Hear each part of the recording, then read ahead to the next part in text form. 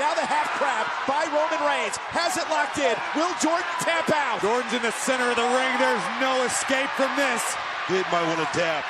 This is a lesson right here, guys.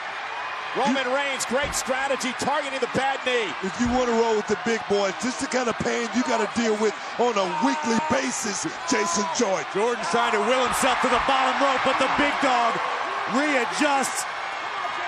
We had questioned whether the knee was 100% coming into this matchup after being injured the past couple of weeks. Jordan appeared to be okay, but then he hurt it going over the top rope. And now Roman Reigns has the crab locked in. Jordan trying to drag himself to a rope to force a break.